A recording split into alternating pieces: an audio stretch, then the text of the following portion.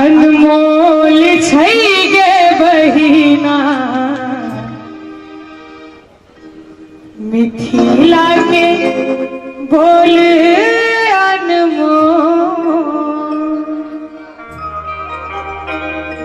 मिथिला के बोल अनमोल छै गे बहिना मिथिला के बोल अनमोल गे बहिना मिथिला के बोल अनमोल मिथिला के बोल अनमोल छै गे बहिना मिथिला के बोल अनमोल गे बहिना मिथिला के बोल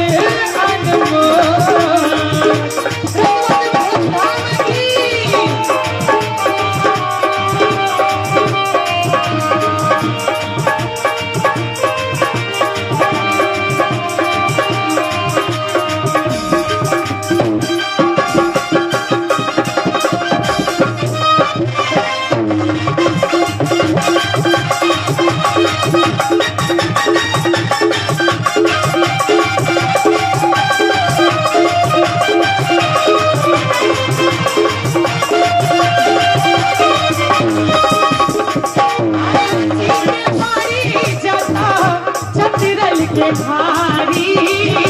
साझी सराची सके करनी बेचारी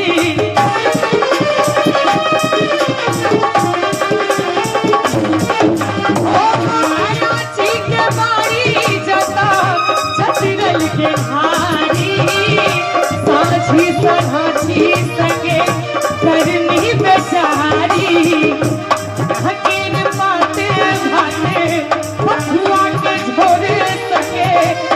हकीर पाते भाते बथुआ के झोरे सके ताहू पर तारा लहतिल कोर छै गे बहिना मिथिला के बोले अनमोल गे बहिना मिथिला के बोले अनमोल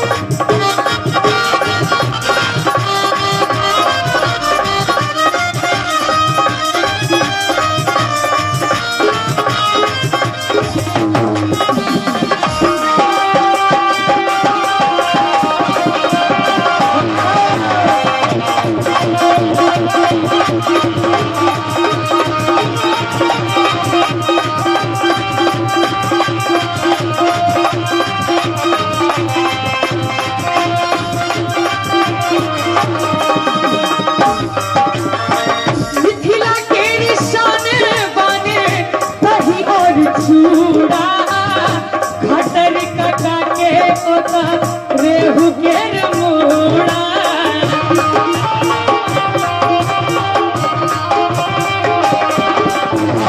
मिथिला के निशान बने दही और चूड़ा खटर कटा के रेहू के मूड़ा कनी शब्द पर ध्यान देवे सब गोटे कि मिथिला के निशान बने दही और चूड़ा खटर कका के ओता रेहू के मूड़ा और बांस के कोरो पर नतरल कोरो जता बांस के कोरो पर नतरल कोरो जता बाबा तर काबल नतरो बोल छै गे बहिना मिथिला के बोले अनमोल गे बहिना मिथिला के बोले अनमोल मिथिला के बोल अनमोल छै गे बहिना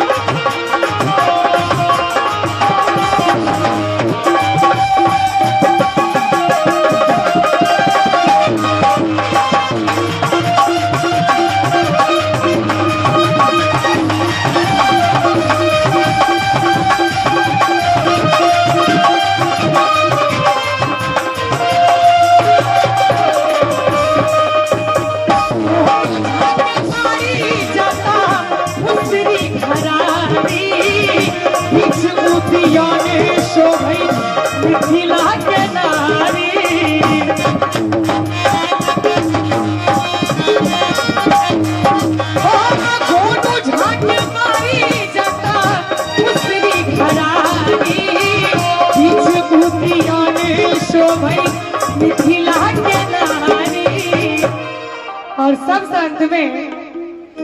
गोनू झा के बारी जाता मुसरी घरारी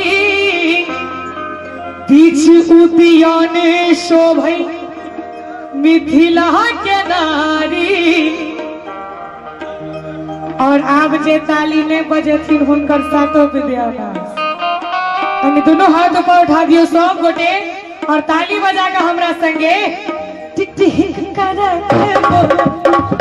महाभावी रंगे झाले टिक करत बोले महाभावी रंगे झाले कुछ बैठ के बाबा चकोर छै गे बहिना मिथिला के बोले अनमोल ये बहिना मिथिला के बोले अनमोल मिथिला के बोल मिथिला के बोल मोल छै गे बहिना मिथिला के बोले अनमोल ये बहिना मिथिला के बोले अनमोल ये बहिना मिथिला के बोले अनमोल ये बहिना मिथिला के बोले अनमोल ये बहिना मिथिला